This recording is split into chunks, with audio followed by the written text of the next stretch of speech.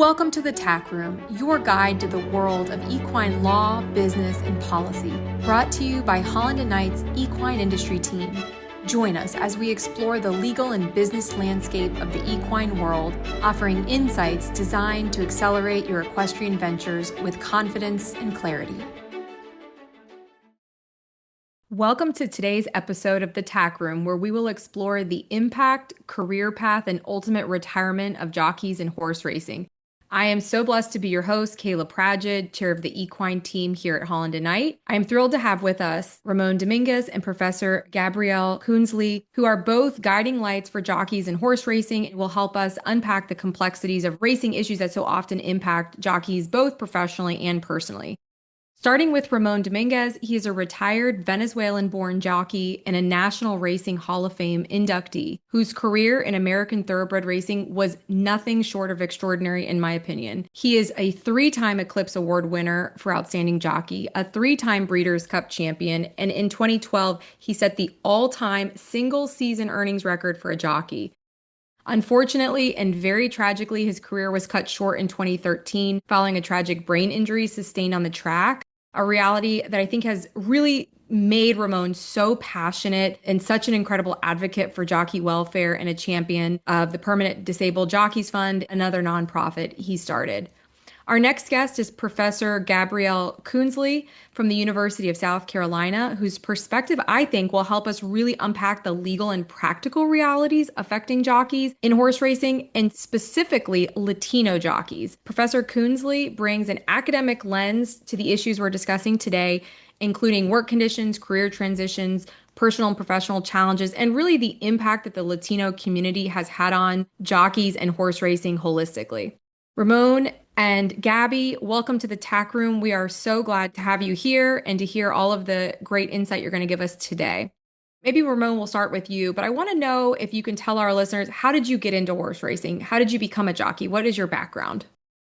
First and foremost, thank you so much for having us on your podcast. And as you mentioned, I'm from Venezuela, and nobody in my family had anything to do with horses. My dad, however, had worked for the racetrack regarding the betting aspect. Back in the days, there was a machine that people would go and bet. It was like a pick six game. It was the last 6 races of the weekend. And my dad, part of his job was that he had to physically take this machine to the racetrack. So I was a young teenager, 13 years old or so, and I went with him to the racetrack. And this was love at first sight. When I watched that race, I just knew right then and there that that's a career that I wanted to pursue. I wanted to become a jockey. I was just in love with the profession, seeing the horses go by, listening to the sound of their hooves hitting the ground, the colors of the jockey's silks, the jockeys low on their shoulders. It was just magic. And that became an obsession for me. And that's how I knew in the moment that I wanted to become a jockey one day. It is so addictive, isn't it, Ramón? I mean, love at first sight is a good way to explain it. And Gabby, tell us how you got involved in Latino jockeys' impact in horse racing and your studies in that regard. Thanks so much for having us on your podcast, Kayla. It's wonderful to be here, and thank you for the question. You know, I rode when I was young. I also came from a family that didn't really care about horses at all or horse racing. And then I went out, I got a PhD at University of Wisconsin-Madison in Latin American history and began to work on other topics, spent a lot of time in Latin America. I speak 6 different languages, including Quechua, one of the indigenous languages of Bolivia. But racing is a tricky one, isn't it? Because if you've ever taken an interest, it tends to suck you back in. You never are really free of it. It just calls its people home. And I don't even know how I started watching thoroughbred racing again. And here's what I realized that I didn't realize when I was much younger, is that as I watched race after race, big races like Breeders' Cup, Kentucky Derby, right? Or everyday allowance, maiden special weight, claiming that again and again and again, Latino jockeys, as a collective, if you will, from different countries, were among the winningest jockeys. And I thought to myself, wow, why does nobody talk about this? What does this mean in terms of the image of the Latino in the United States and within the industry of horse racing?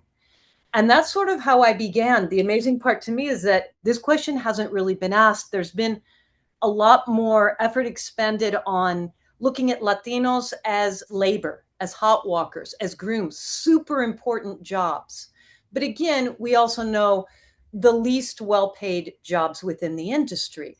And I began to say to myself, why is there a disconnect between this sort of praise for Latinos with horses and a disconnect with Ramón Domínguez, Irado Ortiz, Fausto Gutierrez? I mean, we've got so many people at the top of the game as owners, as trainers, as jockeys, and yet they're constantly pigeonholed for their ultra important, yet significantly much less paid role as laborers, those who spend all the time with horses. I began to look into this, and it took me in a variety of different directions. Everything from having spent now 3 months at the Puerto Rican Jockey School, getting up with them at 5:30 in the morning every day, watching the training, understanding what it takes to be a jockey, old magazines, both from Latin America and the US newspapers. And what you figure out is that Latinos aren't here as your laborers, really as an industry that people associate with the United States. Racing in Latin America is as old as a tradition, with illustrious racetracks like we have in the United States. And in that sense, it's a shared tradition throughout the Americas. I just finished co-curating the exhibit at Keeneland, on the very first ever bilingual exhibit and the first exhibit on Latinos in horse racing at Keeneland. I've worked with the Equine Racing Hall of Fame and Museum in Aiken, South Carolina. We've done 5 exhibits on different facets of Latinos in racing. And I'm about to finish my book for Kentucky University Press called Setting the Record. And it deals with Cañonero Segundo, the Venezuelan trained Kentucky bred horse who won the 71 Derby and Preakness. And it looks at the deep roots of Latino thoroughbred horse racing. It sounds like you really dove into the real impact that Latinos have had. And really, it sounds like you're shining a light on how impactful they are at the highest levels, not just all moderate and lower levels as far as compensation. And so, Ramon, that brings me to my next question. Most fans probably think jockeys operate similar to other athletes, for example, in the National Football League or the National Basketball Association, where they're professional athletes. They have contracts with their team and they get paid rain or shine, whether they sit the bench or whether they play. But I don't think a lot of people really understand jockeys are paid completely differently than all those professional team athletes, in the sense that they are independent contractors. They don't have a union. They don't have a guaranteed contract for compensation if they're injured. So what, from your perspective, what challenges do you think the independent contractor status for jockeys, or this lack of union representation, has on them both professionally and financially? Yes, as you were mentioning, whether it is basketball, NFL, or American Football League, these athletes, number one, start their career and they also are able to finish their formal education, have a degree in college, where the jockeys start very young and they have to choose between continue going to school or developing our skills for this new profession being a jockey. So therefore you need to be completely focused on continue to learn more and more to become the best jockey possible. And all throughout the whole journey, even when you become a top jockey, you are always self-employed, you are independent contractor. There are no contracts that you have with a league or with something that will guarantee that you're going to get paid, whether you get hurt or you get sick. No, if you don't ride, you don't get paid. And if you ride and you don't win, the amount of money that you can earn is minimal. We have a losing mount fee, and this varies from racetrack to racetrack. Currently, that has gone up, but it's as much as perhaps $120 per mount. But in some of the racetracks where the money or the purses are lower, some of these guys may be making $50, $60 per mount. So you must win, you must finish in the morning in order to, when I say finish in the morning, in the top 3, top 4, in order to make a living. And yes, there are no really guarantees here, unlike in other sports. You need to really just be grounded every day. And one of the things is that there is also no downtime for jockeys, even if you are participating primarily in a racetrack in a state where they have a season. When that season comes to an end, you need to migrate. You need to go elsewhere because you need to ride year round. And you will be missing all of the holidays because those are the days that the important races take place and people go to the racetracks because they're off work. So it is extremely demanding. We love the profession, but at the same time, it comes with a big sacrifice, to say the least.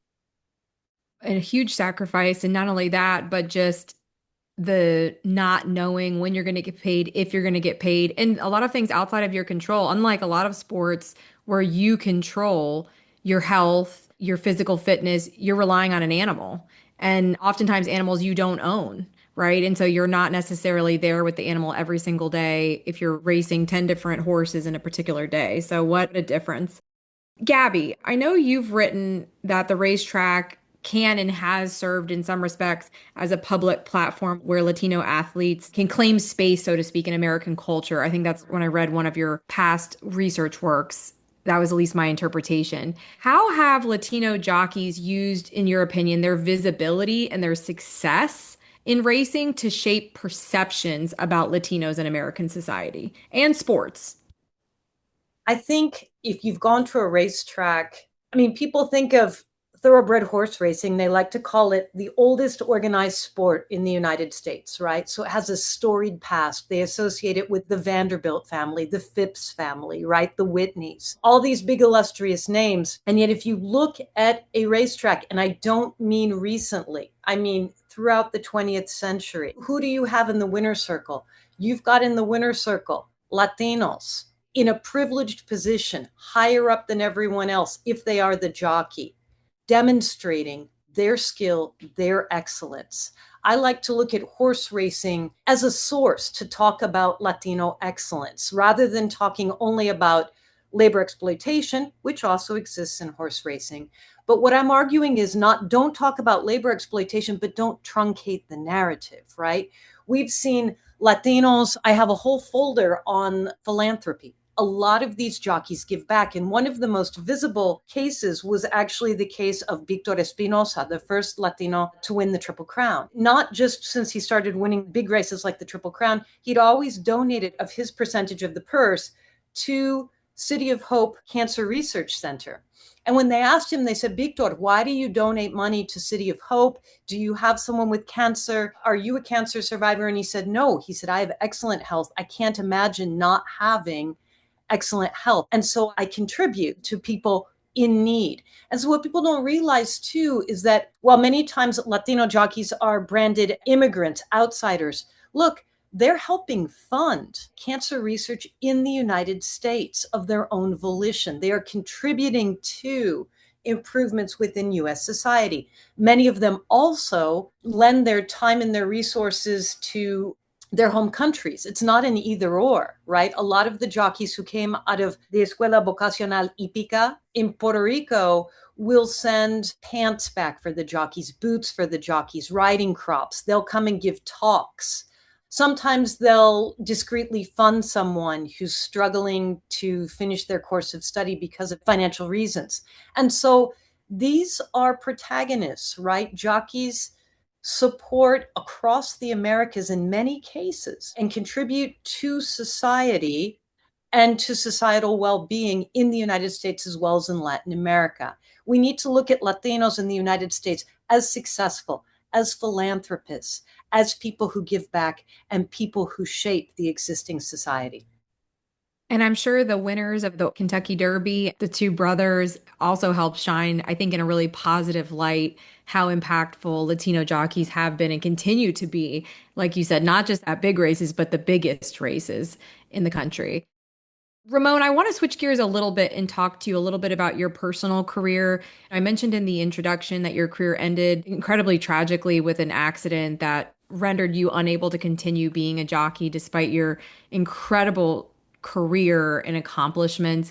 Can you take us into that reality and talk to the listeners about what did that aftermath look like physically, financially, professionally? What does it mean both for you when you got injured and also for other jockeys when they get injured? What does that look like? My injury came at a time when prior to the injury the year before. I got hurt in January of 2013. And in 2012, I finished, I'm on the top in the standings in the nation, not only by wins, by earnings. So I was at the highest point of my career to then really getting the rug pulled from underneath of me.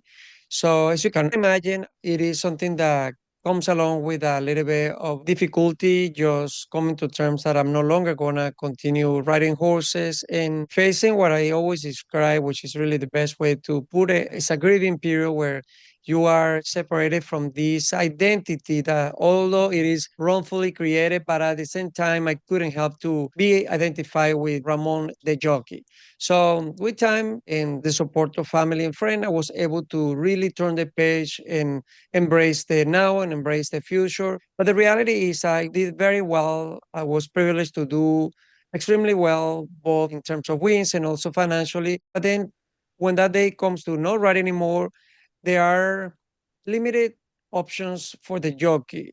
Going back to the beginning of our conversation, the fact that we have very limited formal education. I mean, in my case, I finished high school, and that is on average the farthest that anyone goes when it comes to being a jockey. There are few that maybe pursue a career or education like to go to college. But so I felt like it was limited. Okay, what options do I have? So that's something that definitely jockeys will face, because although there are a lot of options within the sport, the truth is that many of these options are not really too appealing. And it's just something that we had devoted all of our time and love for the profession, that really to do something different, it comes very difficult at times, because you have to sort of retrain yourself and now do something that is, even if it is with the horses, it's a totally different profession. So there are no guarantees here, unlike other athletes that perhaps even if they are inducted in the Hall of Fame, like it is in my case, I believe that some of these other athletes had a payment that they will receive some type of income. That's not the case with the jockeys. So you go from making, in some cases, good money like I was, to really making nothing. So there is a huge level of uncertainty, and you have to just reinvent yourself. And how, Ramon, does the Permanently Disabled Jockeys Fund play into helping or assisting jockeys who are disabled while working? Yes, the Permanently Disabled Jockeys Fund is an organization that currently they support, I want to say, around 60 jockeys who have been permanently disabled. Some of these guys have had brain injuries, but they are really not able to function correctly. They need assistance.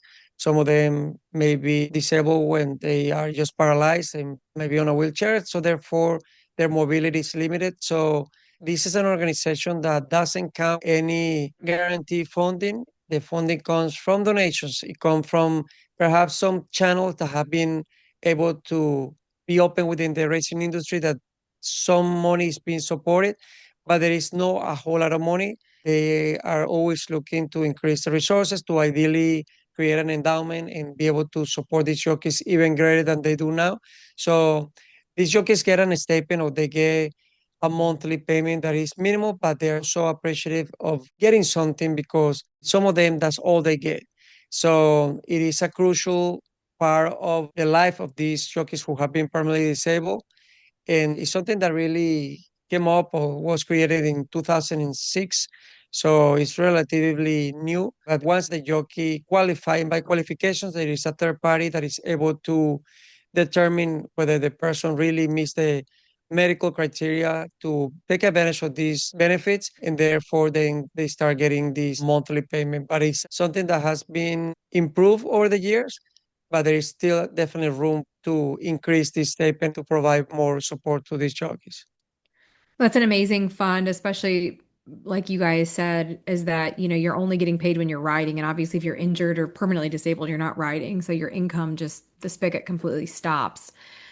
So, Ramon and Gabby, I know you both have a non-for-profit that also interacts with jockeys. So, I'd love for you guys to tell the listeners about the entity, organization, its mission, what it helps jockeys with, and how the listeners might be able to contribute either on social media or financially to this organization that you all have, that it's really helping jockeys.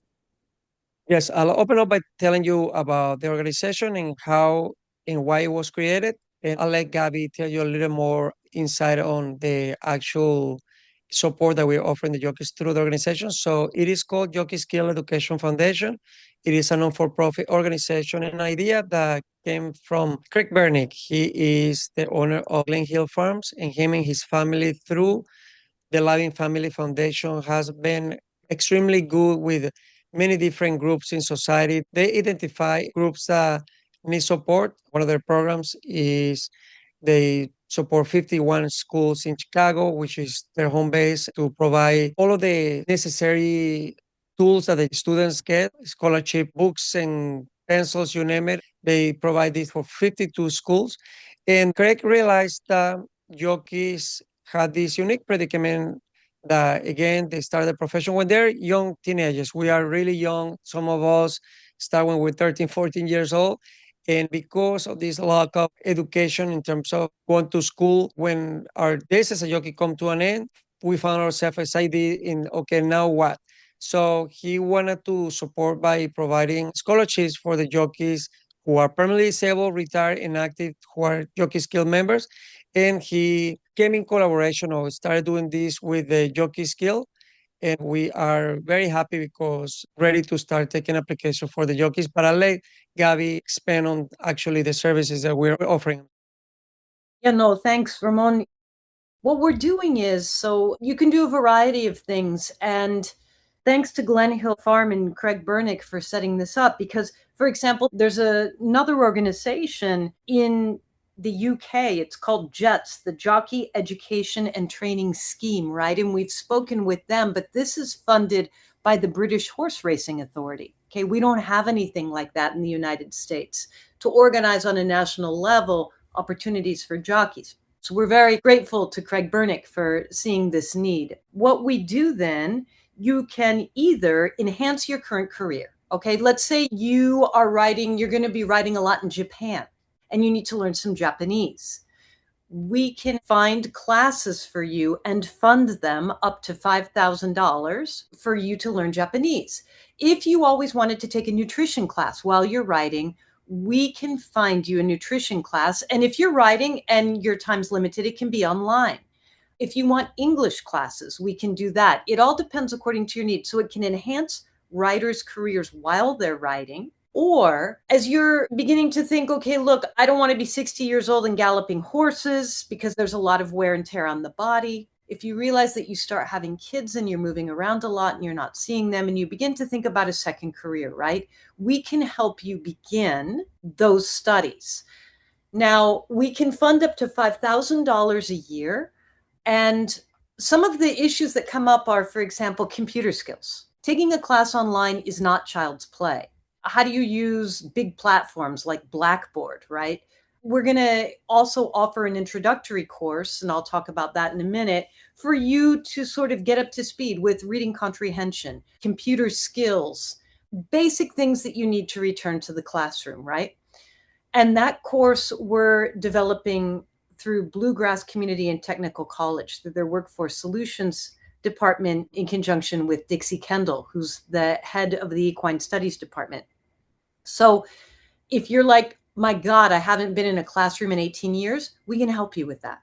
Now, on the other hand, if you feel like, yeah, I'm ready to go, we're going to match you with your program of choice. All right. So I'm reaching out to schools really across the country, finding places, especially at community colleges, because that makes our $5,000 go farther. And because a lot of our jockeys want to do something in equine studies or the trades. Okay. Jockeys are immensely clever people.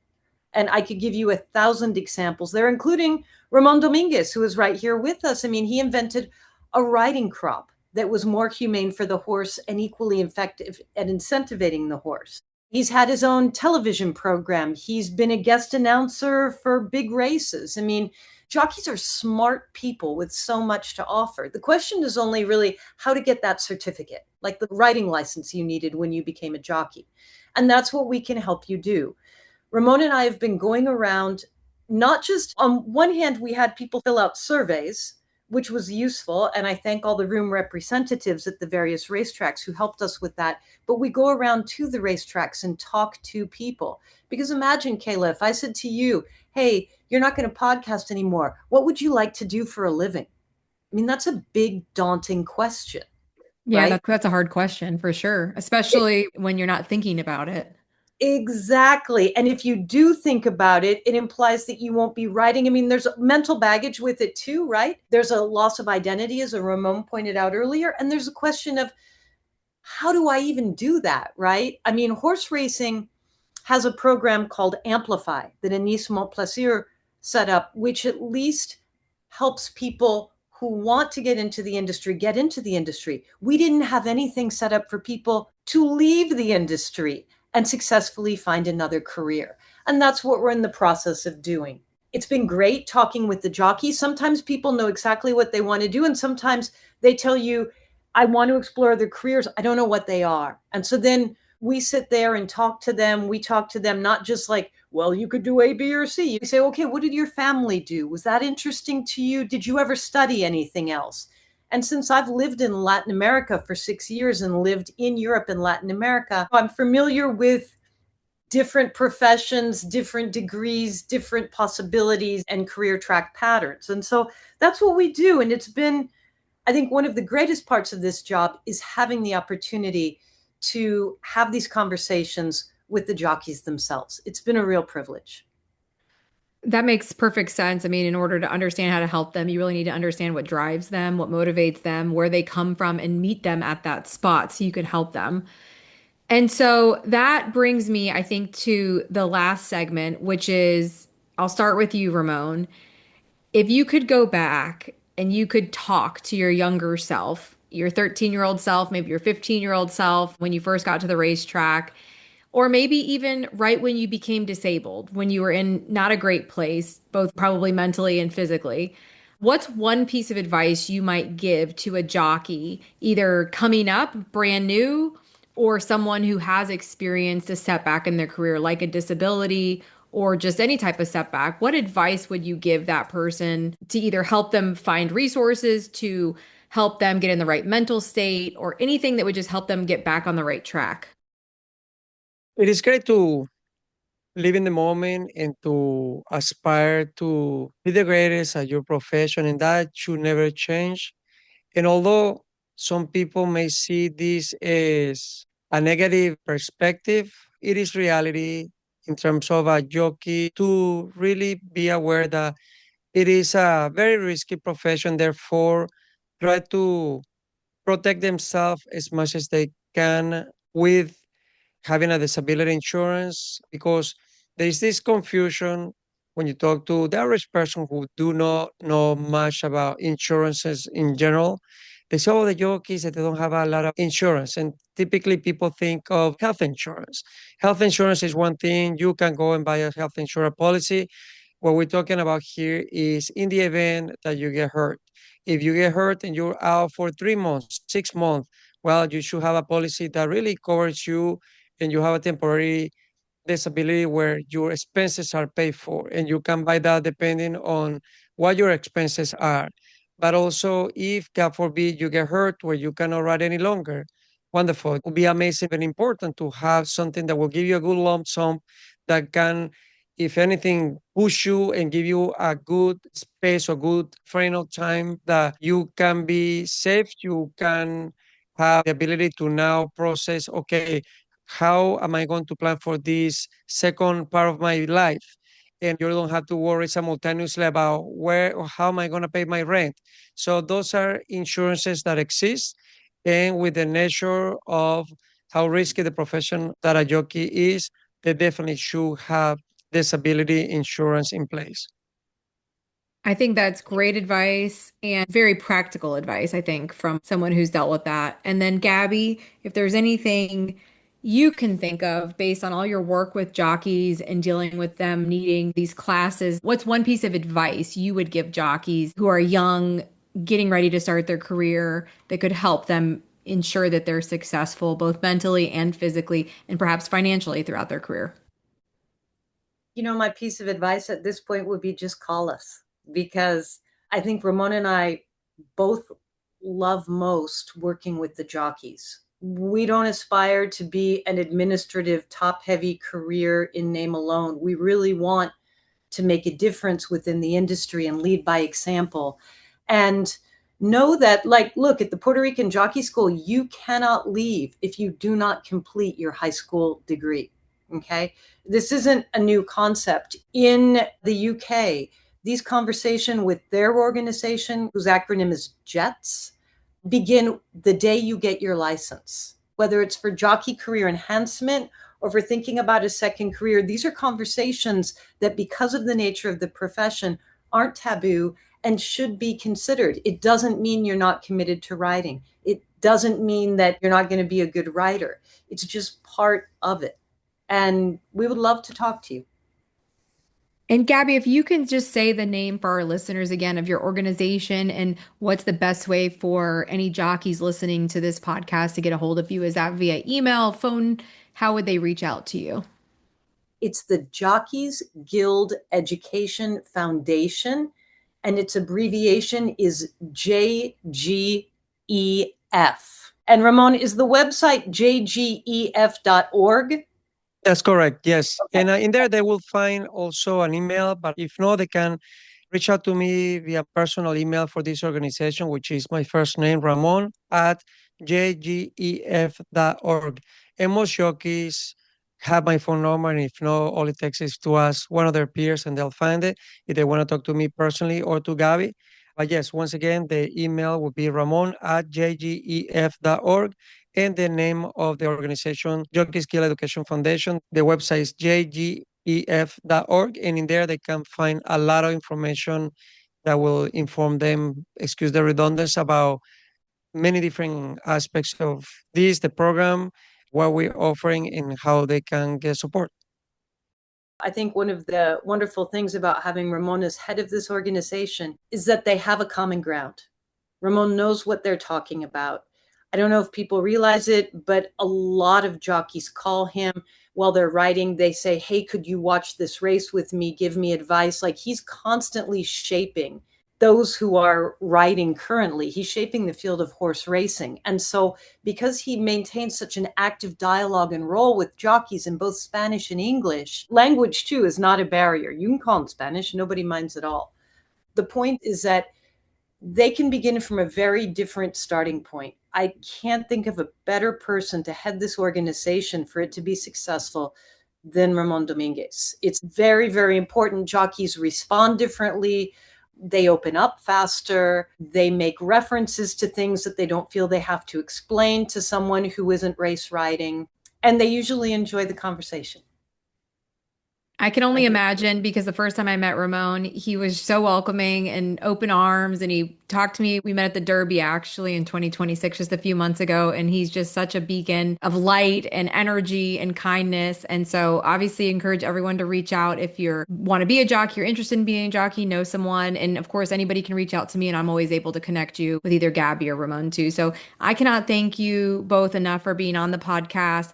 I think that so many people don't understand how jockeys come up, what they deal with, how they get in and out of the profession. And I think this podcast has been so enlightening on just their journey, their path, and how as a society we can support jockeys through the whole racing and understand what they go through and really be proud of them, not just the horses when the horses win. Because obviously it takes a lot of talent in both aspects. So thank you so much for joining us. We couldn't be more happy to have you all and privileged to have you. And I hope that our listeners learned something new today. Thank you for joining us for the Tack Room, with over 55 professionals across more than 20 of our offices, including in equine hubs like Florida, California, New York, Virginia, and Texas. Holland & Knight's equine industry practice is both deeply rooted in the horse industry and nationally integrated. We serve equine professionals, businesses, and equine adjacent industries on a full range of legal needs, including real estate and zoning, training and boarding agreements, liability and insurance, and even anti-doping and regulatory compliance. Our team also advises on business formation, tax planning, sponsorships, and international transactions in the equine space, combining practical knowledge with industry-specific insight. To learn more, please visit hklaw.com/equine.